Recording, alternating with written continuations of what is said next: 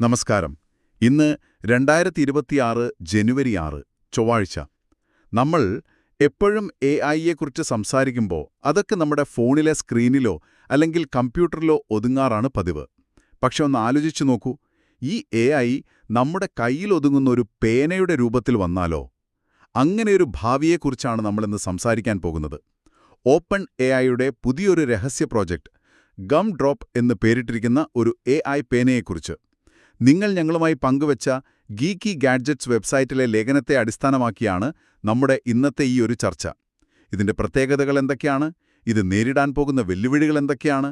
ശരിക്കും ഇന്നത്തെ ഈ സ്മാർട്ട് ഫോണുകളുടെയും ലാപ്ടോപ്പുകളുടെയും ലോകത്ത് ഇങ്ങനെ ഒരു ഉപകരണത്തിന് സ്ഥാനമുണ്ടോ? നമുക്ക് നോക്കാം. തീർച്ചയായും. അതാണ് ഇവിടത്തെ ഏറ്റവും കാതലായ ചോദ്യം. മുൻപ് വന്ന ഹ്യൂമെയിൻ AI പിൻ, റാബിറ്റ് R1 പോലുള്ള ഉപകരണങ്ങൾ വലിയ പ്രതീക്ഷയൊക്കെ തന്ന അവസാനം പരാജയപ്പെട്ടത് നമ്മൾ കണ്ടതാണല്ലോ. അപ്പോ ഈ പേനയും അതേ വഴിക്ക് പോകുമോ? അതോ ശരിക്കും ഉപകാരപ്പെടുന്ന ആദ്യത്തെ AI വേരബിൾ ആയി ഇത് മാറുമോ? ഇതിന് പിന്നിലെ കാഴ്ചപ്പാടുകളും പിന്നെ അത് തരണം ചെയ്യേണ്ട തടസ്സങ്ങളും നമുക്ക് വിശദമായി തന്നെ പരിശോധിക്കാം. ഓക്കെ, അപ്പോൾ ലേഖനത്തിൽ പറയുന്നതനുസരിച്ച് ഇതൊരു സാധാരണ പേനയല്ല. ഏറ്റവും പ്രധാനം, ഇതിന് സ്ക്രീനില്ല. അത് കേൾക്കുമ്പോൾ തന്നെ എനിക്കൊരു സംശയം. സ്ക്രീനില്ലാതെ നമ്മൾ എങ്ങനെയാണ് കാര്യങ്ങൾ ചെയ്യുക? നമ്മൾ ഫോണിലൊക്കെ തൊട്ടും കണ്ടുമല്ലേ ശീലിച്ചത്. എന്തൊക്കെയാണിതിന്റെ പ്രധാന കഴിവുകളായിട്ട് പറയുന്നത്? അതൊരു നല്ല ചോദ്യമാണ്. ഓപ്പൺ AI ഇതിനെ കാണുന്നത് സ്മാർട്ട് ഫോണിനും ലാപ്ടോപ്പിനും ഇടയിലുള്ള ഒരു മൂന്നാമത്തെ ഉപകരണം എന്ന നിലയ്ക്കാണ്. സ്ക്രീനില്ലാത്തതുകൊണ്ട് ശ്രദ്ധ തെറ്റിക്കുന്ന നോട്ടിഫിക്കേഷനുകളോ ആപ്പുകളോ ഒന്നുമില്ല. ലാളിത്യമാണ് ലക്ഷ്യം. ഇതിന് പ്രധാനമായും 3 കഴിവുകളുണ്ട്. ഒന്ന്, സന്ദർഭോചിതമായ അവബോധം, കണ്ടെക്ച്വൽ അവയർനെസ് എന്നു പറയും. അതായത് നിങ്ങൾ എവിടെയാണ്, എന്ത് ചെയ്യുന്നു എന്നൊക്കെ മനസ്സിലാക്കി അതിനനുസരിച്ച് സഹായം നൽകാനുള്ള ഒരു കഴിവ്. ഒരു ഉദാഹരണം പറയാമോ? ഇപ്പോൾ ഞാനൊരു മീറ്റിംഗിൽ ഇരിക്കുകയാണെങ്കിൽ അത് മനസ്സിലാക്കി നോട്ട്സ് എടുക്കാൻ സഹായിക്കുമോ? അതാണോ ഉദ്ദേശിക്കുന്നത്? ഏതാണ്ട് അതെ. നിങ്ങളൊരു മീറ്റിംഗിലാണെങ്കിൽ അവിടെ പറയുന്ന കാര്യങ്ങൾ ഈ പേനയ്ക്ക് കേൾക്കാനും അതിന്റെ ഒരു സംഗ്രഹം തയ്യാറാക്കാനും പറ്റും. പിന്നെ രണ്ടാമത്തെ കഴിവ് കൈയക്ഷരത്തെ ഡിജിറ്റൽ ടെക്സ്റ്റാക്കി മാറ്റാനുള്ള കഴിവാണ്. നമ്മൾ പേന കൊണ്ട് സാധാരണ പേപ്പറിൽ എഴുതുന്നത് അപ്പോൾ തന്നെ ഡിജിറ്റൽ രൂപത്തിലേക്ക് മാറും. ഓ, അത് കൊള്ളാം. മൂന്നാമത്തേത് ടു-വേ വോയിസ് കമ്മ്യൂണിക്കേഷൻ. അതായത് ഇതിനകത്തുള്ള AI അസിസ്റ്റന്റുമായി നമുക്ക് സംസാരിക്കാം, ചോദ്യങ്ങൾ ചോദിക്കാം, മറുപടി കേൾക്കാം. ഈ കൈയക്ഷരം മാറ്റുന്നതൊക്കെ കൊള്ളാം. പക്ഷെ അതൊക്കെ ചെയ്യുന്ന വേറെയും സ്മാർട്ട് പേനകൾ മുൻപും വന്നിട്ടുണ്ടല്ലോ. ഇതിനെ അത്ര സവിശേഷമാക്കുന്നത് എന്താണ്? ഒരു പക്ഷെ അതിന് ഡിസൈൻ ആയിരിക്കുമോ? ഐഫോണിന്റെ ഡിസൈനറായ ജോണി ഐവ് ഇതിന് പിന്നിലുണ്ടെന്ന് ലേഖനത്തിൽ പറയുന്നുണ്ടല്ലോ. അവിടെയാണ് ഏറ്റവും പ്രധാനപ്പെട്ട കാര്യം. ഓപ്പൺ AI വെറുമൊരു ഡിസൈനറെ അല്ല ഒപ്പം കൂട്ടിയത്, ഒരു ഡിസൈൻ തത്വശാസ്ത്രത്തെയാണ്. 2025 ഏകദേശം $6.5 ബില്യൺ കൊടുത്താണ് ജോണി ഐവിന്റെ സ്ഥാപനത്തെ അവർ ഏറ്റെടുത്തത്. ആപ്പിൾ ഉൽപ്പന്നങ്ങളെ ഒരു സാധാരണ ഗാഡ്ജറ്റിൽ നിന്ന് ഒരു ഫാഷൻ സ്റ്റേറ്റ്മെന്റാക്കി മാറ്റിയത് ആ ഡിസൈൻ മികവുകൊണ്ടാണ്. ഒരുപക്ഷെ ഓപ്പൺ AI ശ്രമിക്കുന്നതും അതുതന്നെയാവാം, ഈ AI വേറബിളുകളെ ആളുകൾ കൊണ്ടു നടക്കാൻ ആഗ്രഹിക്കുന്ന ഒന്നാക്കി മാറ്റുക. അതായത് വെറും ഫീച്ചറുകൾ മാത്രമല്ല, കയ്യിൽ പിടിക്കുമ്പോൾ ഒരു പ്രീമിയം ഫീല് തരണം, ആ ഒരു തന്ത്രം. അതെ, ആ ഒരു ഡിസൈൻ വിജയിച്ചാൽ ആളുകൾ ഇതിന്റെ മറ്റു ചില പ്രശ്നങ്ങളെ ഒരുപക്ഷെ അത്ര കാര്യമാക്കിയെന്ന് വരില്ല. പക്ഷേ ആ മറ്റു ചില പ്രശ്നങ്ങൾ അത്ര നിസ്സാരമല്ല. ഈ പേനയുടെ സവിശേഷതകൾ പ്രവർത്തിക്കണമെങ്കിൽ ഇതിൽ എപ്പോഴും ഓൺ ആയിരിക്കുന്ന ഓൾവേസ് ഓൺ ക്യാമറകളും മൈക്രോഫോണുകളും വേണം. അതാണ് ഇതിലെ ഏറ്റവും വലിയൊരു ചതിക്കുഴി. അത് കേട്ടിട്ട് തന്നെ ഒരു പേടി തോന്നുന്നുണ്ട്. എപ്പോഴും നമ്മളെ നിരീക്ഷിക്കുകയും കേൾക്കുകയും ചെയ്യുന്ന ഒരു ഉപകരണം. ഇതൊരു പ്രൈവസി പേടി സ്വപ്നമല്ലേ ശരിക്കും? ഹ്യൂമൻ AI പിന്നൊക്കെ പരാജയപ്പെടാനുള്ള പ്രധാന കാരണങ്ങളിലൊന്ന് ആളുകൾക്കതിനെ വിശ്വസിക്കാൻ പറ്റാത്തതുകൊണ്ടായിരിക്കാം, അല്ലേ? കൃത്യമായ പോയിന്റ്. അവിടെയാണ് ഏറ്റവും വലിയ വെല്ലുവിളി. നിങ്ങൾക്ക് എത്ര മികച്ച സഹായം തരാമെന്ന് പറഞ്ഞാലും നിങ്ങളുടെ സ്വകാര്യ സംഭാഷണങ്ങളും നിമിഷങ്ങളും റെക്കോർഡ് ചെയ്യപ്പെട്ടേക്കാം എന്നൊരു ഭയം ഉപയോക്താവിനുണ്ടായാൽ പിന്നെ തീർന്നു. ഓപ്പൺ AIക്ക് ഇതിനൊരു വ്യക്തമായ പരിഹാരം കാണാൻ കഴിഞ്ഞില്ലെങ്കിൽ ഈ പ്രോജക്റ്റ് തുടങ്ങുന്നതിന് മുൻപേ പരാജയപ്പെടും. വിശ്വാസം നേടുക എന്നതാണ് സാങ്കേതിക വിദ്യയേക്കാൾ വലിയ വെല്ലുവിളി. ഈ വിശ്വാസത്തിന് പ്രശ്നം മാത്രമല്ലല്ലോ, വിപണിയിലെ മറ്റു വെല്ലുവിളികളുമില്ലേ? പ്രൈവസി ഒരു വശത്ത്, പിന്നെ വിലയുടെ കാര്യം. ലേഖനത്തിൽ പറയുന്നത് $400 മുതൽ $600 വരെ ആകാമെന്നാണ്. അതായത് ഏകദേശം 33,000 മുതൽ 50,000 രൂപ വരെ. അതിനു പുറമെ ചിലപ്പോൾ ഒരു മാസവരി സംഖ്യയും കാണും. ഒരു പേനയ്ക്ക് ഇത്രയും വില കൊടുക്കാൻ ആളുകൾ തയ്യാറാകുമോ? സാധ്യത വളരെ കുറവാണ്.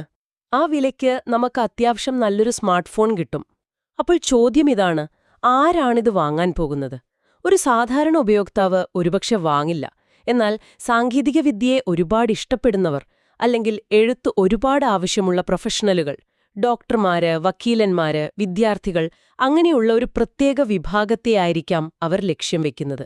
തുടക്കത്തിൽ ഇതൊരു മാസ് മാർക്കറ്റ് ഉൽപ്പന്നമാവില്ല. വിലയ്ക്ക് പുറമേ മത്സരവുമില്ലേ?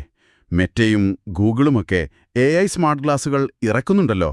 ഒരു പേന പോക്കറ്റിലിടുന്നതിനേക്കാൾ കൂടുതൽ സ്വാഭാവികമായി തോന്നുള്ളത് ഒരു കണ്ണട വയ്ക്കുന്നതായിരിക്കില്ലേ? തീർച്ചയായും. അതും ഒരു വലിയ വെല്ലുവിളിയാണ്. പക്ഷേ ഇവിടെ ഓപ്പൺ എഐയുടെ തന്ത്രം അല്പം വ്യത്യസ്തമാണെന്നാണ് എനിക്ക് തോന്നുന്നത്. അവർ ഇതിനെ സ്മാർട്ട് ഗ്ലാസുകളുടെ ഒരു എതിരാളിയായിട്ടല്ല കാണുന്നത്.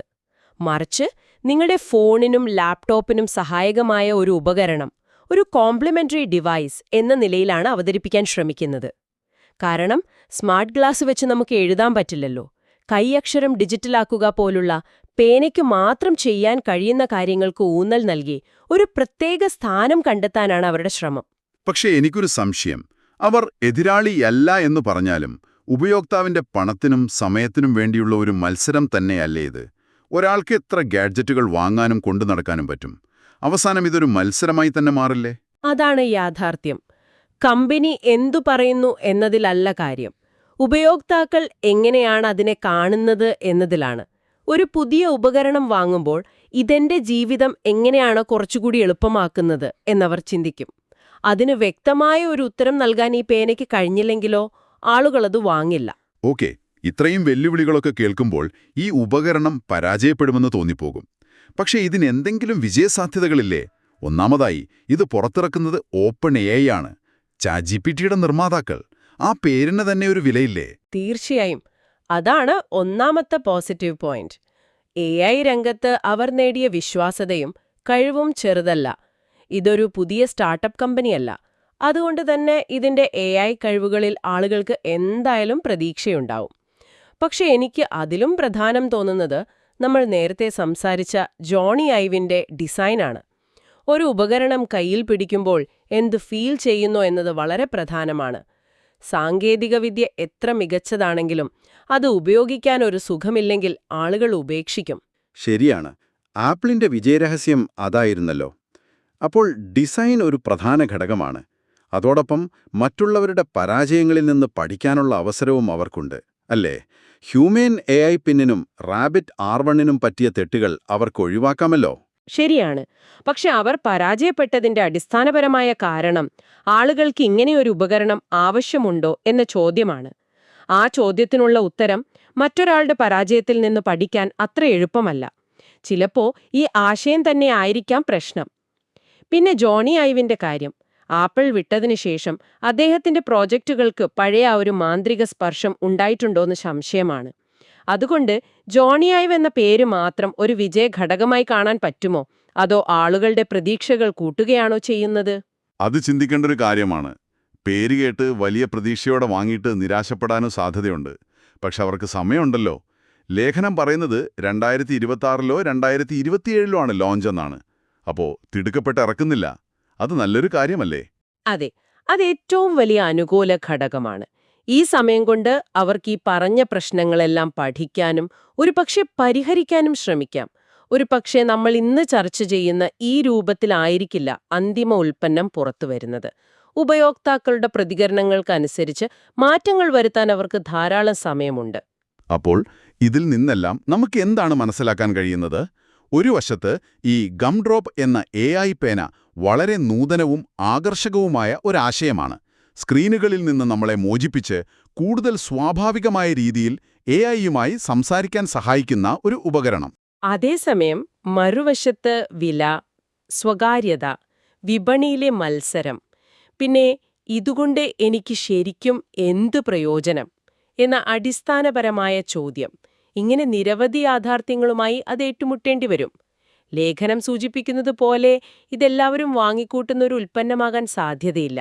പക്ഷേ സാങ്കേതിക വിദ്യയെ സ്നേഹിക്കുന്നവർ, ഡിസൈനിന് പ്രാധാന്യം നൽകുന്നവർ, ഉൽപ്പാദനക്ഷമത കൂട്ടാൻ ആഗ്രഹിക്കുന്ന ഒരു പ്രത്യേക വിഭാഗം ആളുകൾക്കിടയിൽ ഇതൊരു പക്ഷെ വിജയിച്ചേക്കാം. അപ്പോൾ ഈ ചർച്ചയിൽ നിന്ന് നിങ്ങൾ ഓർത്തിരിക്കേണ്ട ഒരു പ്രധാന കാര്യം എന്താണെന്ന് വെച്ചാൽ, ഭാവിയിൽ ഇതുപോലുള്ള പുതിയ AI ഉപകരണങ്ങളെക്കുറിച്ച് കേൾക്കുമ്പോൾ അതിന്റെ ഫീച്ചറുകൾ മാത്രം നോക്കി വിലയിരുത്തരുത്. അതെ, ഒരു സാങ്കേതിക വിദ്യയ്ക്ക് എന്ത് ചെയ്യാൻ കഴിയും എന്നതു മാത്രമല്ല പ്രധാനം. അത് നമ്മുടെ ജീവിതവുമായി എത്രത്തോളം യോജിച്ചു പോകുന്നു, നമ്മുടെ നിലവിലെ ശീലങ്ങളെ അതെങ്ങനെയാണ് മെച്ചപ്പെടുത്തുന്നത്, പിന്നെ ഏറ്റവും പ്രധാനമായി സൗകര്യത്തിനു വേണ്ടി സ്വകാര്യത പോലുള്ള കാര്യങ്ങളിൽ എത്രത്തോളം വിട്ടുവീഴ്ച ചെയ്യാൻ നമ്മൾ തയ്യാറാണ് എന്നതും ഒരുപോലെ പ്രധാനമാണ്. ഈ ഒരു ചട്ടക്കൂട് ഉപയോഗിച്ച് പുതിയ ഗാഡ്ജറ്റുകളെ വിലയിരുത്തുന്നത് നന്നായിരിക്കും. തീർച്ചയായും. അവസാനിപ്പിക്കുന്നതിനു മുൻപ് നിങ്ങൾ ചിന്തിക്കാനായി ഒരു ചോദ്യം കൂടി തരാം.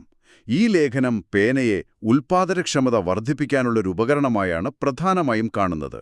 എന്നാൽ ഒന്ന് ചിന്തിച്ചു നോക്കൂ, ലോകത്തിലെ ഏറ്റവും ശക്തമായ AI കമ്പനികളിലൊന്ന് നിർമ്മിച്ച, എപ്പോഴും നിങ്ങളെ കേൾക്കുകയും കാണുകയും ചെയ്യുന്ന ഒരു ഉപകരണം നിങ്ങളുടെ കയ്യിലിരിക്കുമ്പോൾ, ഒരു സഹായിയും ഒരു നിരീക്ഷകനും തമ്മിലുള്ള അതിർവരമ്പ് എവിടെയാണ്? നിങ്ങളുടെ ശാരീരികവും ഡിജിറ്റലുമായ എല്ലാ സാഹചര്യങ്ങളും ഇത്രയടുത്തറിയുന്നൊരു ഉപകരണത്തിന് നമ്മൾ പ്രതീക്ഷിക്കുന്ന സഹായങ്ങൾക്കപ്പുറം നല്ലതും ചീത്തയുമായ ഏതെല്ലാം പുതിയ തരം ഇടപെടലുകൾക്ക് നമ്മുടെ ജീവിതത്തിൽ വഴിവെക്കാൻ കഴിഞ്ഞേക്കും.